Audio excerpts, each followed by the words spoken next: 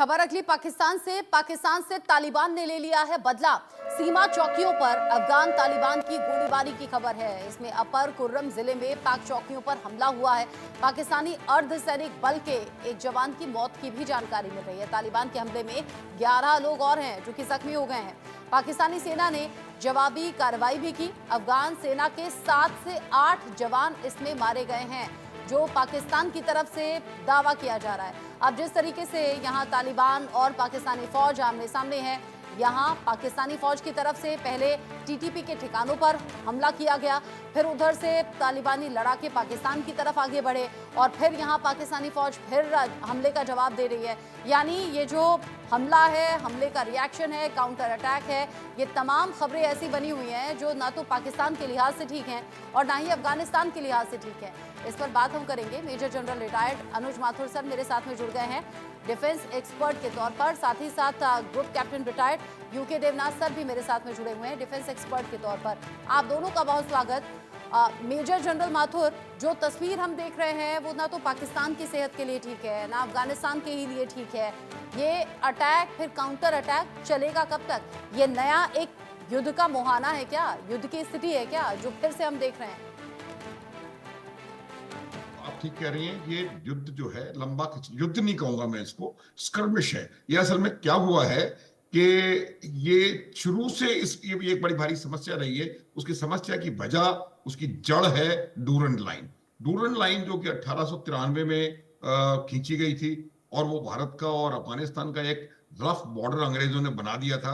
उस Durand line को अफगानिस्तान ने कभी मान्यता नहीं दी, क्योंकि वो पख्तून इलाके के बिल्कुल बीचों बीच से गुजरता है और लाइन के दोनों तरफ पख्तून हैं। और अब बात यह है कि जो अफगानिस्तानी पख्तून हैं और पाकिस्तानी पख्तून हैं, वो तमाम लोग पाकिस्तान के खिलाफ हैं। आप देखिएगा टीटीपी को पाकिस्तान के अंदर समर्थन मिल रहा है और अच्छा समर्थन मिल रहा है। और उसके अलावा जिस प्रकार से पाकिस्तान ने कुछ दिन पहले एयर स्ट्राइक्स करी, आप देखिए किस देश के खिलाफ आप एयर स्ट्राइक कर रहे हैं, क्या एयर स्ट्राइक का मकसद है। अब इस एयर स्ट्राइक में रचना, दो चीजें मैं आपको बताऊंगा इंपॉर्टेंट।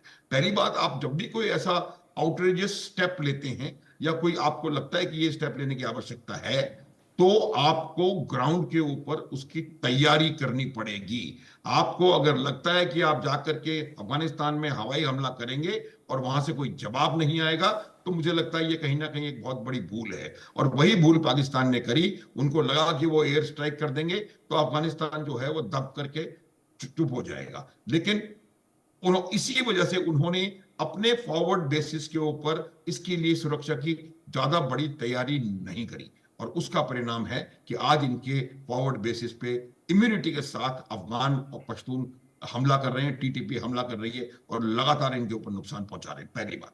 दूसरी बात ये होती है कि जो वहां का इलाका है, वहां का जो जियोग्राफी है, जो कि टेरेन है, वो टेरेन जिस युद्ध में अफगान माहिर हैं, उस युद्ध को, उस तरीके के युद्ध को वो सपोर्ट करती है।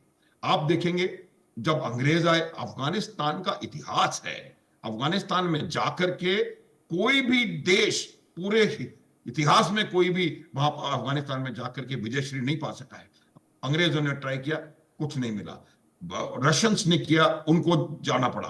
अमेरिकन 20 साल वहां रहे, 20 साल के बाद $3 बिलियन के अपने हथियार वहां छोड़ करके, साजो सामान छोड़ के उनको भागना पड़ा। तो ये उनके ऊपर उनके एक बहुत जबरदस्त ताकत है कि उस टेरेन में, जिस टेरेन की हम बात कर रहे हैं, उनसे बेहतर लड़ाका आज की तारीख में मुझे लगता है कहीं नहीं है। तो ये जो लड़ाई है, आपका प्रश्न जो था चलेगी, ये मेजर जनरल माथुर, मैं माफी के साथ आपको रोक रही हूँ, आप अपनी बात पूरी कीजिएगा।